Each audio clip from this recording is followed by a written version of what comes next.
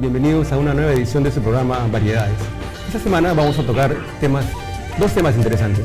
El del patrimonio arqueológico, la situación de las huacas, que son una presencia constante en la ciudad, parte del contexto urbano también, y luego tocaremos el tema de la danza moderna, con toda su trayectoria y sus proyecciones. Alicia, ¿cómo estás? Contenta de estar en esta segunda edición del programa Variedades por la Web de Andina. Sí, pues como tú has dicho, el patrimonio cultural es un tema que está dentro del contexto actual todos los días, creo. Y ahora vamos a conversar sobre Mateo Salado, que es esta huaca que está en Pueblo Libre. Nos acompaña Pedro Espinosa, arqueólogo, director del complejo arqueológico Mateo Salado, a cargo del Ministerio de Cultura. Pedro, buenas noches. Buenas noches. Gracias por la invitación. De nada. Mateo Salado es parte del contexto urbano, dentro del casco urbano de la ciudad, muy cerca del centro, en la zona de Chacra Colorada, a un pasito de la Plaza de la Bandera. Además, hay que reconocerlo, por mucho tiempo estuvo de alguna manera en el abandono, pero ¿cómo ha evolucionado el cuidado de este sitio tan interesante? Sí, justamente por estar enclavado en medio de la ciudad, Mateo Salado ha sufrido durante muchos tiempos todos los embates de este crecimiento urbano desordenado, ¿no? Que termina destruyendo sitios arqueológicos o encerrándolos entre montes desmesurados, ¿no? Por lo cual uno pierde no solo la idea de integridad de estos espacios, sino también su interrelación con el entorno, ¿no? Porque hay que entender que estas huacas eran parte de un paisaje que a su vez toda la provincia lo llama Rímac. Entonces teníamos estos grandes centros ceremoniales como el Mateo Salado, rodeados por campos de cultivo, eran de campos de cultivo, canales, caminos amurallados, murales, etc. No era un ambiente mucho más rico de lo que nos podemos imaginar. Y como parte de todo este proceso que les estaba diciendo del crecimiento de la ciudad, pues Mateo Salado ha quedado construido en medio de edificios, como ocurre con muchos sitios arqueológicos acá en Lima. Pero el Ministerio de Cultura desde el año 2007 empezó un proceso de recuperación del sitio sostenido y que ha tenido resultados bastante notables, ¿no? ¿Cuál es la extensión de Mateo Salado, Pedro? Son 17 hectáreas casi. 17 hectáreas. ¿Qué significó Mateo Salado en la historia de Lima? Fue un centro administrativo ceremonial de los Ichma, ¿no? Los Ichma fueron una sociedad que se desarrollaba entre el año 1100 al año 1450 y estaban formados por una serie de naciones con bastante autonomía entre sí y vecinas, ¿no? Durante mucho tiempo se estuvo pensando que eran dependientes de Pachacama, ¿no? Pero de acuerdo a las últimas investigaciones parece que los Ichma que se desarrollaron en esta parte del Valle del Rímac tenían una fuerte autonomía con respecto a Pachacama y estarían incluso relacionados a un tipo de culto distinto al de Pachacama. Ahora, Mateo Salado es una huaca que tiene, digamos, la característica de estar enclavada entre tres distritos, ¿no? O sea, está Pueblo Libre por un lado, Breña y también está el Cercado. Pero básicamente el cuidado está a cargo del Ministerio de Cultura. ¿Cómo es específicamente las diferencias que hay? Digamos, el Ministerio de Cultura se encarga de qué y la municipalidad en qué va el asunto. Mateo Salado está ubicado en el Cercado, ¿no? Y efectivamente del lado de Mariano Cornejo colinda con Pueblo Libre y del lado de Tingo María colinda con Breña, ¿no? Es una situación bastante compleja porque hay que involucrar a un contexto social heterogéneo, pero a la vez es una situación con mucho potencial, ¿no? Porque hay oportunidades de desarrollo económico para poblaciones muy distintas y a la vez es un sitio muy céntrico, bastante céntrico. El Ministerio de Cultura se ha encargado completamente de la puesta en valor del sitio, ¿no? Es un trabajo sostenido con varios millones de soles de inversión, que no solamente ha consistido en investigar y restaurar y conservar 3 de las 5 pirámides que tiene el sitio, sino también un programa de gestión muy fundamentado, muy intenso, dirigido hacia la población local, ¿no? Nosotros tenemos una serie de actividades que se han dado dirigidas a la población desde el año 2010.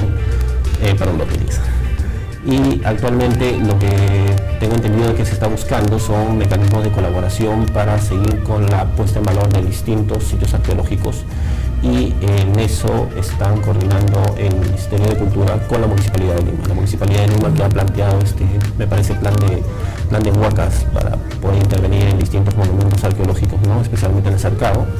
Y bueno, estamos a la espera que una vez que se complete este plan, efectivamente haya mecanismos de colaboración por los cuales la municipalidad de Lima pueda invertir en Mateo Salado, ¿no? Claro, Pedro, no obstante este proceso difícil, este descuido de décadas, lo concreto es que la Huaca ya está recuperada y está abierta al público desde hace unos días, ¿cierto? Se ha avanzado bastante con el saneamiento físico legal de Mateo Salado, ¿no? Hay algunas partes que todavía tienen algunos ocupantes, pero el Ministerio de Cultura está propendiendo a la reubicación y a llegar a soluciones debidamente concertadas en pro del patrimonio arqueológico y bueno, también en pro de la mejora de la calidad de la gente. Ahora, un poco para motivar a los vecinos de Lima, ¿qué es lo que encuentra un estudiante una vez que llega a Mateo Salado? ¿Qué es lo más interesante que va a percibir en este espacio? Lo primero que llena los ojos, entre comillas, cuando uno visita Mateo Salado es la monumentalidad del espacio, ¿no? Uno llega a un centro arqueológico donde lo recibe la pirámide A, que es una pirámide bastante alta, con un frontis que ya se ha intervenido, y luego se pasa a otra pirámide que es la pirámide B y que tiene mucha compartimentación, es decir, muchos recintos de distinta manera. Entonces uno no solo queda impresionado por la monumentalidad del espacio, sino que puede acceder a las pirámides y ver todo este diseño arquitectónico bastante complejo. Y por lo tanto es un recorrido muy variado, ¿no? Es un recorrido bastante interesante para cualquier visitante. Evidentemente los vecinos tienen mucho que ver en lo que es la puesta en valor de un sitio arqueológico, ¿no? Porque son los que están alrededor, es los que se tienen que comprar, digamos, el asunto para cuidarlo, para preservarlo. ¿Cómo es la relación con los vecinos actualmente? ¿Tienen además actividades de libre ingreso para las personas? Creo que tuvieron el rock burbujas y rock hace poco, el año pasado creo que fue así. Claro, esa fue una actividad más de las varias que se realizan en el sitio, ¿no? Como les mencionaba, en el sitio se dan actividades dirigidas gratuitamente hacia los vecinos desde el año 2010. Por ejemplo, nosotros una de las primeras actividades que tuvimos fueron los guiados gratuitos para los vecinos. Entonces los vecinos podían acceder al sitio, podían opinar sobre cómo percibían el proceso de recuperación de y se recogían sus sugerencias, ¿no? Además se han hecho varias actividades artísticas y culturales, ¿no? Por ejemplo, cuentacuentos, hemos tenido festivales de poesía. Algo interesante es que hemos tenido también performance, ¿no? Porque lo que nosotros tratamos de hacer es no estereotipar al sitio como simplemente del pasado y que por lo tanto solo puedo representar ahí Inti Raymis, ¿no?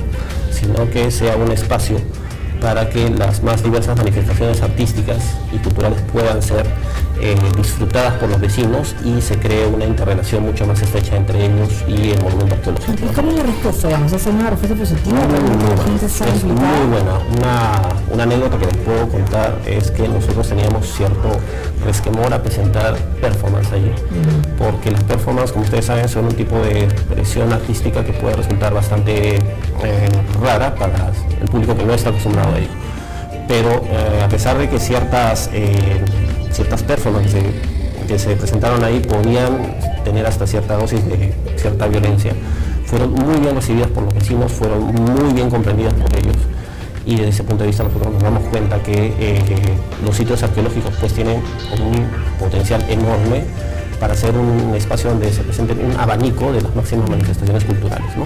Claro, lo interesante es que se están ganando espacios para el disfrute de la ciudadanía, ¿no? En una capital con tan pocos espacios grandes, ¿no? Tenemos apenas con el Campo de Marte, el Parque de la Reserva, y ahora el hecho de que se gane pues este espacio, aunque no es tan grande, digamos, por esas 4 hectáreas que mencionas, Pedro, es 17 hectáreas. Perdón, 17 hectáreas.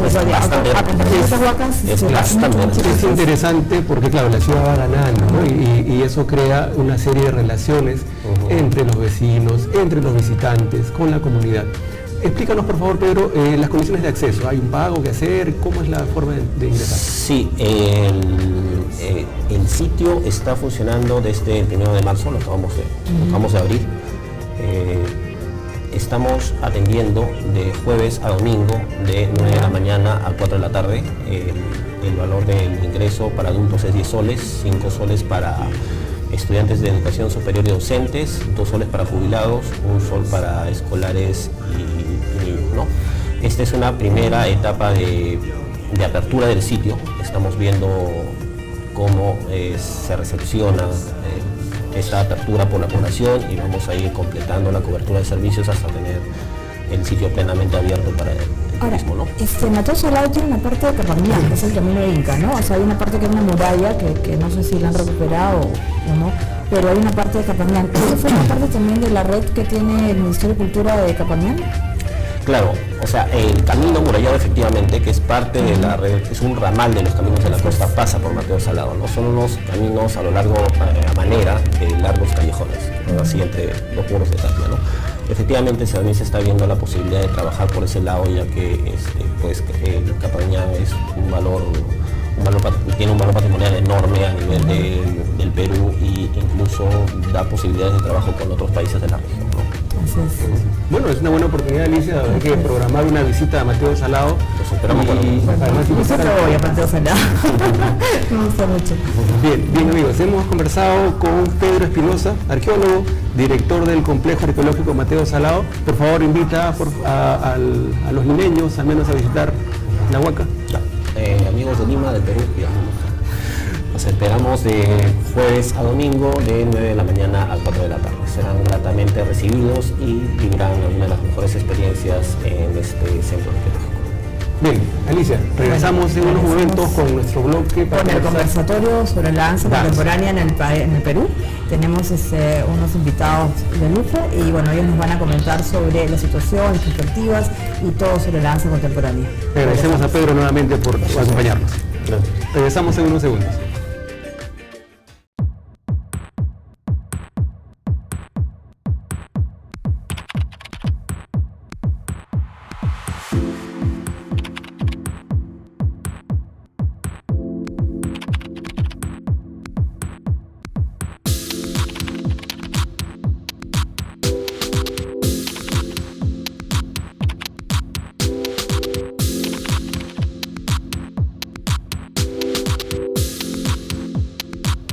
Amigos, estamos de regreso rápidamente para conversar de un tema interesante, la danza. Alicia, un tema interesante y además en movimiento siempre. ¿Tienes una postura de bailarina de ballet? No. ¿Tú crees? Tenemos hoy como invitados para tocar este tema a tres conocedores de la materia. Fernando Torres, que ya no necesita en realidad presentación, gerente cultural del IBNA y además un asiduo promotor de la danza en Lima y en el Perú. Renzo Zabaleta, docente, artista, miembro del movimiento del grupo de danza moderna Perro Volador, y Amelia Usategui del grupo Río Danza Comunitario. Bienvenidos. Gracias por la invitación. Muy bien, felices, contentos de estar aquí. Qué bueno. Hemos invitado a Fernando Torres, que además el IBNA dio inicio hace 26 años, este año cumplen 26 años de presentar el Festival de Danza Contemporánea ininterrumpidamente, o sea, porque nunca han parado, han sido 26 años así de corrido con todos los problemas que puedan haber en una gestión cultural, pero ahí han estado. Y bueno, queríamos preguntarte, ¿cómo ves tú la danza actualmente? Bueno, yo definitivamente la danza contemporánea ha dado un paso enorme a lo largo de sus 26 años, un cuarto de siglo finalmente. Y yo creo que han habido cambios muy sustantivos, sin embargo, creo que también hay muchísimas carencias. Y carencias que deben de ser superadas, me imagino, a la brevedad. Ahora, sobre todo con este nuevo concepto de la globalización, uno tiene la posibilidad de acercarse más a otros conceptos, a otros procesos creativos, iniciar intercambios, diálogos, que yo creo que son hay una gran ausencia de estas oportunidades en el contexto cultural peruano. Yo creo que todavía se sigue trabajando a nivel de archipiélago, ¿no? O sea, somos pequeñas islas, las instituciones, los artistas, pero somos islas que no conforman todavía un territorio, y lo ideal debería de ser ese territorio. Justamente para eso es que se concibieron los festivales, para que no solamente fuesen vitrinas para demostrar lo que estaba aconteciendo con tal o cual disciplina, sino también para propiciar el intercambio, ¿no? El acercamiento entre los bailarines, los profesionales de la danza, el público y también los alumnos, los aspirantes a ser profesionales, en este caso de la danza. Y eso lo realizamos a través de las clases maestras que todos los bailarines y directores de las compañías que han sido invitadas a lo largo de estos 25 años, 26 han ofrecido gratuitamente, solamente con inscripción, pero con algunas exigencias, evidentemente, porque tratándose de maestros de la danza, hemos querido que sean también los profesionales los que puedan aprovechar este tipo de intercambio de experiencias para incrementar las propias y reflejarlas en sus creaciones futuras dentro de nuestra ciudad. En este archipiélago que describe Fernando, no libre de dificultades, que queremos preguntarle a Renzo, ¿cómo se está incorporando a la danza los artistas jóvenes, los gestores jóvenes de este movimiento de la danza? Renzo. Sí, desde nuestra perspectiva, nosotros como grupo, nace esa necesidad un poco de generar esas plataformas para generar el diálogo, ¿no? Tenemos un espacio donde lo utilizamos como un espacio de laboratorio de investigación e invitamos artistas al espacio a trabajar, a sistematizar un poco el trabajo y a partir desde ahí es que nosotros brindamos un poco esta información, ¿no? La compartimos con otros artistas, con gente joven que está mucho más interesada en esto de implementar otros lenguajes escénicos, ¿no? Y en ese lenguaje de la danza, ¿cuál es el mensaje central, Renzo? Bueno, para mí la danza contemporánea es muy amplia, es muy abierta, ¿no? Si bien ahora se están involucrando más las instituciones y nosotros, ¿no? Y nos involucramos mucho más porque vemos que la danza contemporánea en realidad está completamente ligada a la disposición humana, ¿no? Es una necesidad inherente que está ahí de poder recibir estos conocimientos que te da la danza, que no solamente es una técnica que es forma y demostración, sino es algo que va mucho más allá, que va con el inconsciente, ¿no? La danza contemporánea toca mucho el inconsciente colectivo también, ¿no? Entonces, desde ahí es que estamos movilizando la danza contemporánea, ¿no? Y en ese sentido, perdón que me interrumpa, Amelia, ¿quiénes bailan? O sea, digamos, actualmente, ¿quiénes bailan? Bueno, en mi consideración, como a mí me gusta mucho de lo que nos ha dejado los pioneros de la danza postmoderna, que en realidad todos bailamos, ¿no? Sin querer queriendo, hay una coreografía alucinante diaria, en particular en esta ciudad. Como simplemente salir de tu casa y ver todo el movimiento de personas así peleándose uno encima del otro. Eso nosotros como danza contemporánea llamamos improvisación.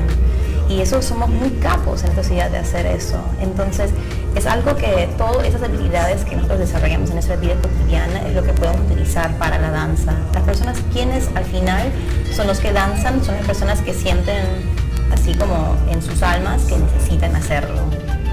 ¿No? Y eso es algo que se te nace, ¿no? Es una inquietud. Hay personas que lo pueden desarrollar más tarde en sus vidas o personas que se dan cuenta de eso desde muy jóvenes y tienen el apoyo familiar. Muchas veces tiene que ver con eso, ¿no? Ese apoyo de tu ámbito íntimo, de tu ámbito interno.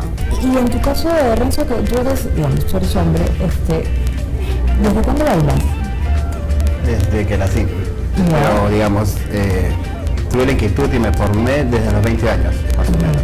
Quizás un poco tarde para la danza contemporánea. Y ahora ¿no? te pregunto eso porque, claro, hay mucha gente que tiene la idea de que la danza solamente es para las mujeres, o sea, que digamos el ballet clásico es para las niñas y los enfocan por ahí, ¿no? Pero en realidad pues la danza es para todos. Totalmente. Yo creo que justamente la danza contemporánea contribuye muchísimo a quitar ese cliché que había, sobre todo en las sociedades latinoamericanas, que la danza contemporánea, la danza en general era mayormente para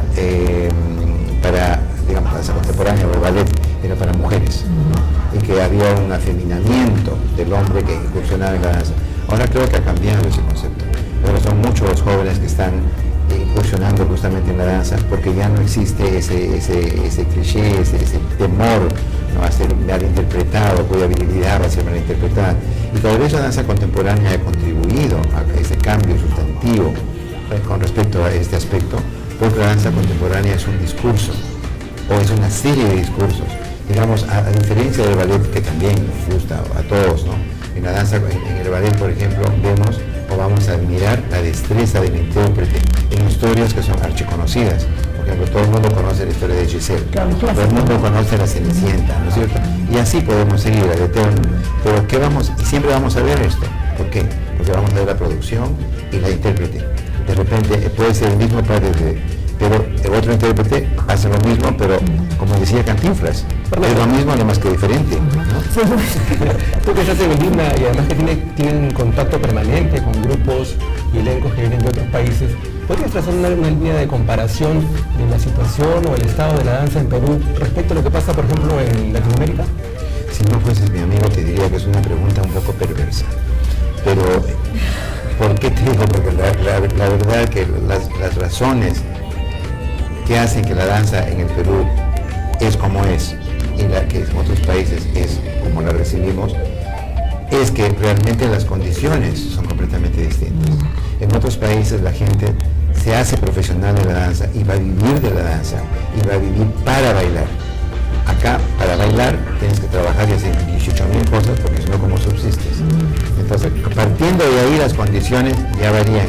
Y creo que también ha habido un cierto facilismo, y lo digo y lo he dicho siempre, en los procesos formativos. O sea, acá cualquiera, sobre todo en torno a la danza contemporánea, ¿no? O sea, yo salgo algún movimiento, si bien Martha Graham, ¿no?, decía que cualquier movimiento ya es ejercicio coreográfico y era un baile tal como lo decía Amelia, pero, y eso es sostenido por nada menos que por Martha Graham. Pero acá en nuestro país creo que hay todavía, creo que se está comenzando a tener conciencia de que ser un profesional de la danza tiene exigencias muy rigurosas. La danza es una disciplina y si no la tomas como tal y si no la practicas como tal, es simplemente una afición. Y por lo tanto, las propuestas no van a ser de profesionales, sino de aficionados. Y eso creo que todavía nos falta superar. Y ese tipo de cosas, digamos, ahora que hay estos bailes, hip hop, o sea, digamos, hay otros tipos urbanos, hay varios así, ¿están dentro de lo que se entiende por danza contemporánea también? A ver. Yo lo entiendo de esa manera, honestamente. Yo veo por ejemplo, también he tenido la oportunidad de trabajar con D1 como profesora y también como bailarina, ¿no? Y yo he tenido mi formación en Estados Unidos. Mi familia somos peruanos, yo nací en el Perú y me llevaron desde muy chiquita a Estados Unidos en los años 80, ¿no? Una historia de muchas familias peruanas. Y ahí yo aprendí todo lo que es ballet, danza moderna, danza contemporánea, danza como arte. Vengo al Perú para reencontrarme con mis raíces y encuentro un boom de danza urbana, de bailarines que yo los veo improvisar y yo me quedo con la boca abierta de lo creativos que son, ¿no? De la destreza física, de la expresión corporal. Para mí eso es danza contemporánea, pero creo que también como el mismo término danza contemporánea es un poquito vago, ¿no? Porque es danza y de ahí contemporánea. Entonces, ¿de qué estamos hablando? Pero creo que más que nada lo que está mencionando Renzo es de esta cuestión de la expresión de uno mismo y de la expresión de las inquietudes contemporáneas, ¿no? ¿Qué es lo que nos molesta? ¿Qué es lo que nos provoca? ¿Qué es lo que queremos discutir a través del cuerpo? Claro, Renzo, frente a ese escenario que describe Fernando, donde en realidad junto a hacer danza hay que puedes dedicarse a otra cosa para poder subsistir, ¿cómo describes al menos el caso de Perro Volador? ¿Ustedes también tienen que hacer otras cosas aparte de promover el grupo para poder subsistir? Sí, totalmente, sí. Cuéntanos un poco. Tenemos el espacio un poco que es un poco más metodológico, ¿no? Y también estamos buscando un área donde sí podamos producir como una productora de espectáculos también, ¿no? Entonces, digamos, a través de esa línea es la que intentamos generar algunos ingresos, sobre todo, ¿no? Como escuela. ¿En ese esfuerzo? En realidad los aliados es muchas instituciones, ¿no? El Estado, de alguna manera, los municipios. Los municipios también en realidad, ¿no? Sí, en realidad el municipio de Lima, sí, de cierta forma como que ha estado articulando un poco esta línea, ¿no? Este vacío que hay, ¿no? Entre las escuelas, un poco la sistematización y el público en general, ¿no? Ahora, pero ¿por qué no solo el espacio público, el espacio abierto, digamos? Se usa muy poco, ¿no? O sea, generalmente son en lugares... Estábamos nosotros en Barranco, pero de un momento a otro el municipio nos quitó el permiso.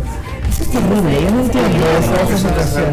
En ese aspecto hay una falta de visión y también de iniciativa, porque hay proyectos a nivel mundial, por ejemplo, hay un proyecto que se da en Cuba, por ejemplo, y se da en México y se da en algunas ciudades de Brasil que se llama Ciudades que Bailan. Y en Ciudades que Bailan los bailarines tienen el espacio, o sea, pueden intervenir, digamos, una plazuela, una calle, a la gente, claro, y de eso la danza está en contacto con la gente. ¿no? Y la gente lo ve y alguien va, yo a su hijo chiquito que nunca ha visto y de repente lo ve ahí y el niño se lo Exacto, y se enseña que es posible, que todo es baile, que todo es danza, y que el movimiento ya es la danza es una expresión de vida y el movimiento es una mayor demostración, ¿no? Pero yo creo que eso tendría que ser, digamos, cuando menos, si no van a invertir, cuando menos que permitan hacer, dar facilidades para que se haga, para que estas iniciativas, digamos, de intervención coreográfica en los espacios abiertos y públicos sea posible, porque realmente sería una contribución enorme a la ciudad. Cuéntanos, Amelia, la experiencia de Río Danza Comunitaria. ¿Cuál es la propuesta del grupo? Bueno, la propuesta se inició con una iniciativa internacional que se llama Danza Mundial del Agua. Es una iniciativa entre maestras que trabajan con el método LADAN en Estados Unidos y Europa. Ellos se juntaron para crear una coreografía comunitaria, un coro de movimiento sobre el agua. Entonces, en una fecha hay 60 ciudades alrededor del mundo que bailan esta misma coreografía con una estructura para que también cada ciudad o cada país puede iniciar con un ritual y con una danza local. Entonces, a partir de, yo tuve la oportunidad para dirigirlo en 2013, empezó en 2011, donde también participé como una colaboradora, y en 2013 ya tomé la dirección y el grupo de bailarines que formaron esa danza local también lo hicimos en un espacio abierto. Fue una fecha, ¿no? Lo bacán sería que se podría seguir dando, pero justamente lo que menciona Fernando es verdad, como que tenemos un proyecto muy bello y para tocar las puertas es a veces muy difícil, porque yo puedo tener el superproyecto, pero por una cuestión de quizás tiempo, quién sabe. Financiamiento, ¿no? Financiamiento. Entonces, muchas veces, como hemos continuado ese proyecto, por ejemplo, en el río en San Cosme, totalmente independientes, como que simplemente tenemos el contacto, vamos, hacemos las talleres con la comunidad, bailamos en una losa que está justo, ¿no? Que se da para ese espacio, pero es una cuestión recontra autogestionada. Claro, pero o sea, cuando tú hablas de falta de espacios o de oportunidades, hace unos minutos hemos estado conversando con Pedro Espinosa de Huaca Mateo Salado y nos decía que hay un espacio, una posibilidad ahí. Renzo, ¿no nos ha faltado de pronto un poco de audacia para tocar puertas y convencer? Creo que sí, también tiene que ver un tema con el tema de un poco de la gestión, ¿no? Pero también, como te digo, hay ese vacío de no hay normativas también un poco, ¿no? Nosotros tenemos que inventarnos un poco las normativas y facilitarle a veces al municipio las cosas para que ellos puedan, a veces...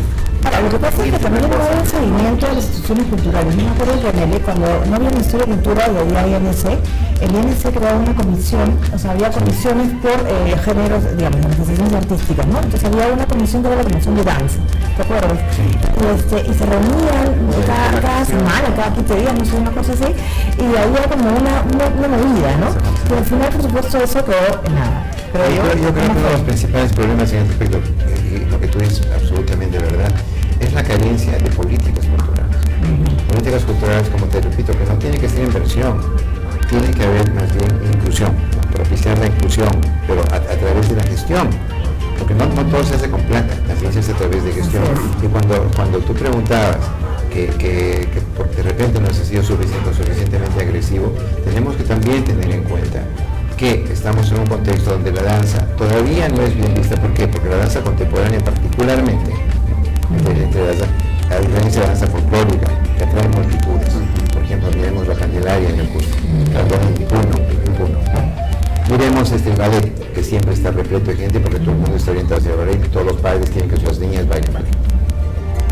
La danza contemporánea te ofrece discursos que te hacen pensar, o sea, discursos realmente sustantivos, con gran contenido social, intelectual, psicológico, político, de diferente orden. Entonces, es un discurso un poco más intelectual y por lo tanto, la danza contemporánea aquí, en París, en Nueva York, no es, digamos, el gran espectáculo. Por ejemplo, una gran coreógrafa y bailarina conocida por todo el mundo como Pina Bausch, cuando llegaba a Nueva York, no llegaba al teatro, no llegaba al Lincoln Center, llegaba a un teatro, claro, al BAM, ¿no es cierto?, al Brooklyn Academy of Music, o sea, a un costado, y cuando se presentaba en París, no se presentaba en el Teatro de la Ópera de París, sino en el Teatro Châtelet de París, en otros teatros, y con propuestas deslumbrantes realmente. ¿Por qué? Porque la danza contemporánea sigue siendo todavía como una expresión más intelectual, y todavía no está, o digamos, no atrae la atención, y menos aún en nuestro país, como para dar auspicios, porque la danza contemporánea, ¿cuántas personas la ven? Son grupos mucho menores y qué sé yo, ¿no? Y es importantísimo, o sea, yo creo que la danza contemporánea nos ofrece una alternativa, no solamente en términos de creación coreográfica, sino también de discurso en diferentes aspectos, que es muy importante porque puede llegar a una reflexión. Hemos visto ahora en el festival, en el 25º festival, o sea, el año pasado, llegaron compañías, sobre todo de Europa, con diferentes propuestas. Una de ellas torna al fútbol, por ejemplo. ¿La danesa creo que era? No, la de Noruega. De Noruega, La ¿no? compañía noruega sobre el fútbol, y eran 4 bailarines haciendo un partido de fútbol, hasta la iluminación era como un partido de fútbol, pero luego había escenas que nos recordaban un poco a una obra de una gran película como Blow Up de Antonioni, porque juegan un partido de fútbol sin pelota y escuchas toda la aclamación del público y todo lo demás, y ahí te das cuenta después cuando analizas que era una crítica. Al mismo tiempo que una celebración, era una crítica a lo que puede pasar. Recordemos que hay países que se han declarado la guerra por un partido de fútbol, por perder un fútbol. No, o sea, ¿por qué? Por nada. ¿Por qué es la pelota? Pero siendo así, Fernando, hay que reconocer pues, que el público a veces no está tan dispuesto a ir a un espectáculo a hacer reflexión, ¿no? Quién sabe si lo que falta también es un poco acostumbrar al público, llevándole propuestas un poco de su agrado, sin que eso implique sacrificar el mensaje y la consistencia del discurso. Es que en una obra de arte tú vas a entender lo que quieras entender. Por ejemplo, cuando la gente, y eso es lo importante, que tenga una multiplicidad de lecturas. Por ejemplo, cuando tú miras un cuadro, es un abstracto, hay gente que te pregunta, ¿y esto qué quiere decir? Y tú le respondes, Bueno, eso quiere decir en realidad lo que el autor Lo que quieras. para el autor una cosa y para los demás exacto. es una Entonces, interpretación lo propia. importante es que te haga sentir. ¿Cuál es la proyección de la danza, Amelia? La proyección de la danza en el Perú. Yo siento que la proyección de la danza en el Perú está basada en la educación.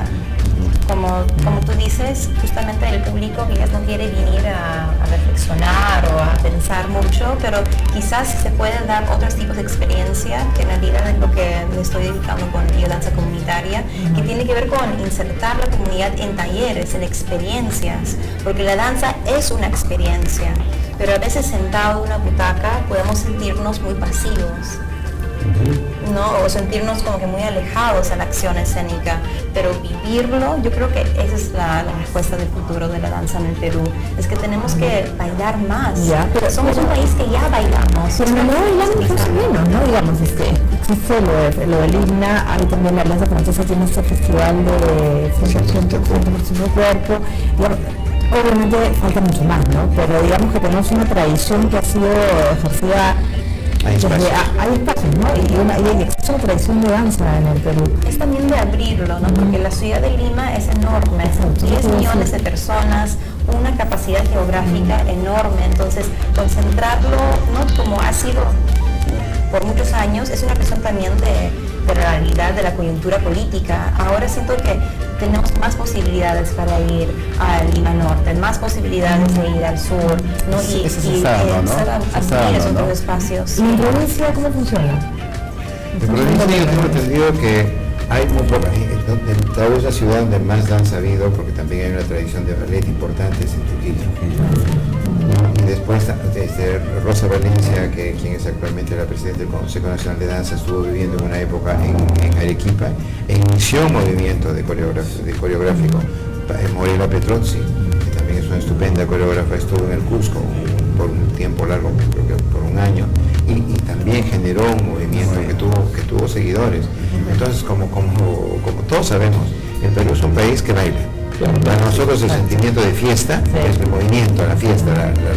Entonces creo que la disposición de los peruanos es bailar, moverse, pero evidentemente, si bien la danza contemporánea ofrece, como repito, esos dos discursos que mencionaba, tendría que haber un proceso de formación y para eso es la educación. Claro, yo quería preguntarle a Alicia, a Renzo, que también es docente en el campo del arte, ¿cuál es, digamos, un mensaje hacia los padres, que muchas veces tienen reticencias cuando hay algún hijo que tiene una vocación artística? ¿Cuál es el momento adecuado para insertarse en la danza? Tú nos contabas que tú llegaste a la danza hacia los 20 años, pero ¿cuál es el momento ideal? Más o menos uno tiene que entrar a los 12 años, o sea, desde muy pequeño en realidad, ¿no? Desde la adolescencia, ¿no? Pero los colegios tienen la currícula, digamos, el curso de danza como curso. Hay varios colegios que sí tienen currícula. Ahora hay un programa que se llama, que lo tiene Silvia Wheeler, que es Ando Danzando, que es un proyecto que se inició con el Ministerio de Educación, que lo conozco porque fue una vez que yo fui un poco crítico y solté la idea, y las personas que estaban en ese momento asumieron el proyecto y lo vieron factible y le han dado forma, y ya eso tiene como 4 o 5 años. ¿Y en qué consiste básicamente?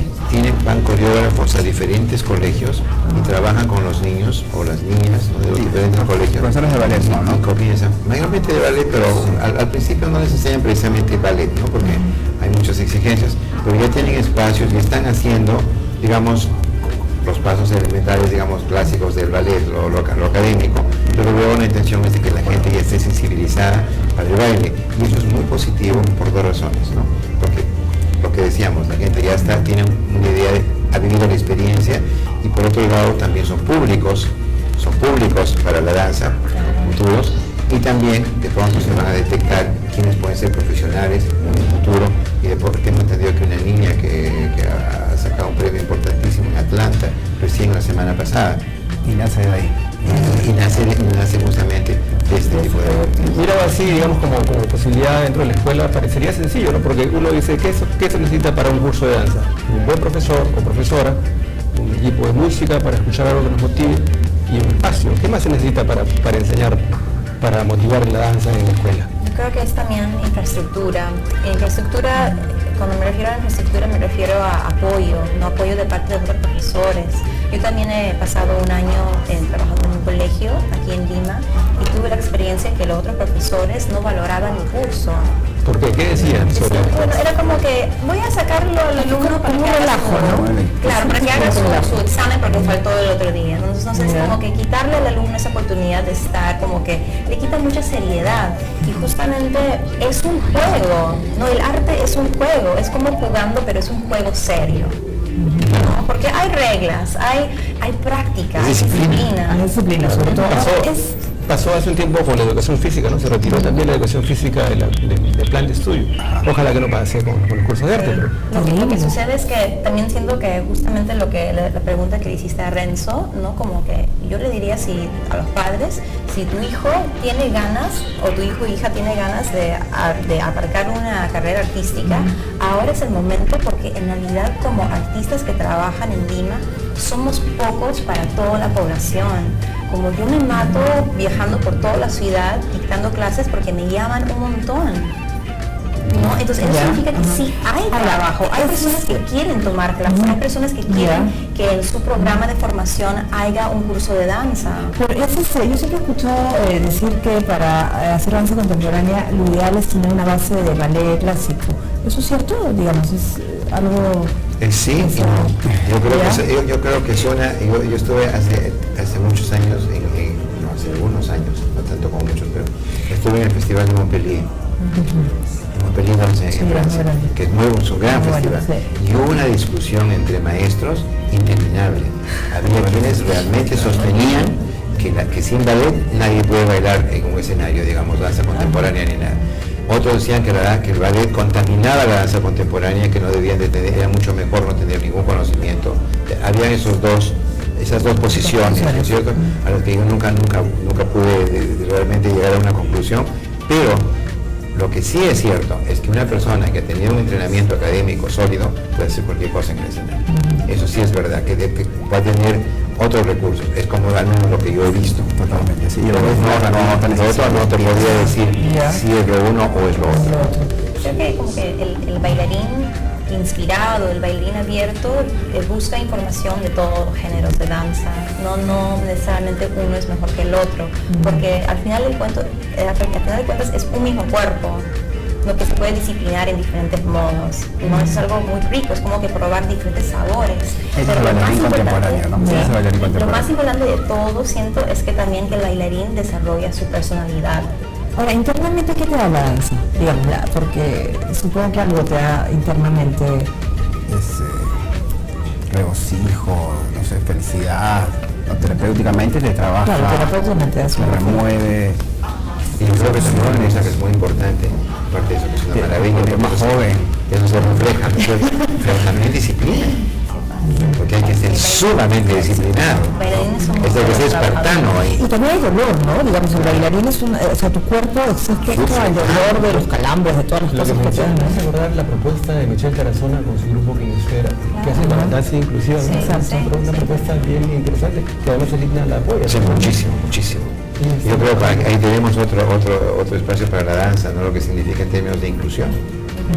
Trabajan con personas con discapacidad, ¿no? Ya. Que hacen además unas coreografías bien interesantes. Claro, es muy amplio la gente que toca la danza en realidad, ¿no? O sea, digamos, creo que la gente no lo considera tanto, pero en realidad es una... Hay incluso, ahora que dices eso, me acabo de acordarme hace algunos años, y seguramente sigue existiendo, había una coreógrafa muy importante en los Estados Unidos que se llama Liz Lerman.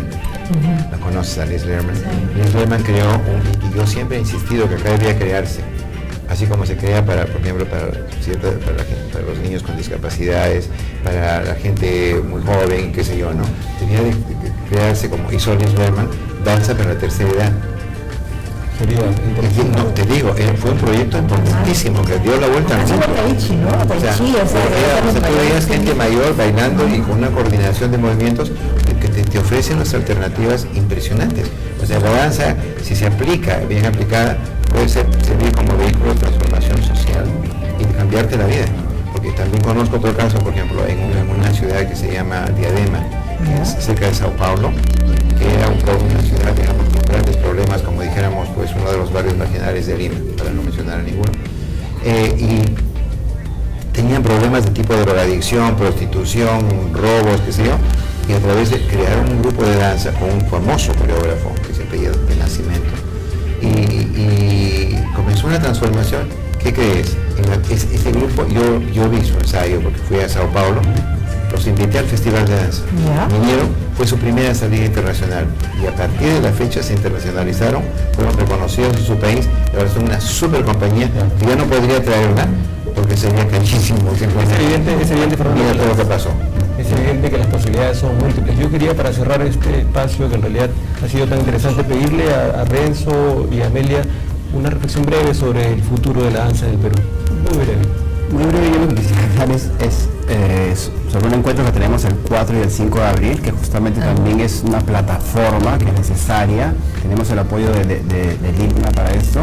Estamos invitando a artistas a compartir un poco sus procesos de trabajo, ¿no? Con el afán de querer sistematizar un poco y hacer una memoria con toda esta información, ¿no? Que es necesaria para la comunidad.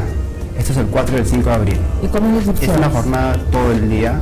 Tenemos unas actividades en la mañana que son talleres, los talleres con un acceso de 30 soles para tomar 3 talleres, estamos siendo muy inclusivos. Y en las noches son más las exposiciones, que va de 5 a 9 de la noche. Necesitamos una artista para que exponga un poco su metodología de trabajo, ¿no? Y converse con el público y dialogue un poco. Ahí debe estar entonces seguramente Amelia. Ahí va a estar Amelia invitada. Claro Y que la sí. Tierra Danza también. El futuro de la danza. Y justamente esto, ¿no? que nosotros compartimos y trabajamos en conjunto, yo siento que el futuro es la única manera que la danza va a tener futuro en este país. Entonces también aprovecho así el agradecimiento para este espacio, que es ya un espacio de compartir, y también a Fernando Torres por apoyar estas ideas, ¿no? Esas ideas locas que se le da a uno y dice, bueno, a ver si va a poder hacer y ¿Quién? ¿Dónde? cómo Ahí. va. Ay, Fernando. Y, Y en junio tienes tú tu gran festival. En junio tenemos, Tenemos ese es el todos. festival de todos. El festival viene en junio, cumple 26 años y entra en su segundo cuarto de siglo.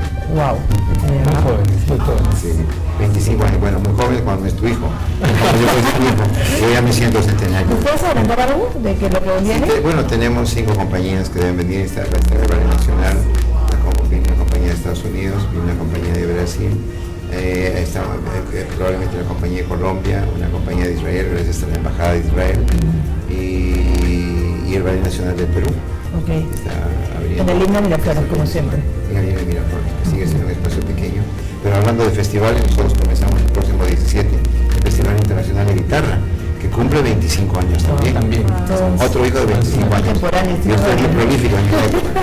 Bien, le hemos pasado bien con la compañía de ustedes. Muchas gracias por acompañarnos, Alicia. Bueno, sí, muchísimas gracias por haber estado aquí en Variedades, por la agencia andina, por el canal web, y será hasta el próximo programa. Sí, amigos, muchas gracias por acompañarnos. En ello quisiera interrumpirte y decirte felicitaciones por crear estos espacios, porque acá en nuestro país falta muchísimo diálogo y estos son los diálogos que estamos buscando y con que vamos a llegar a los demás y va a ser una gran contribución justamente a la transformación de la educación y la cultura en nuestro país. O sea, felicitaciones a ustedes dos que además lo llevan.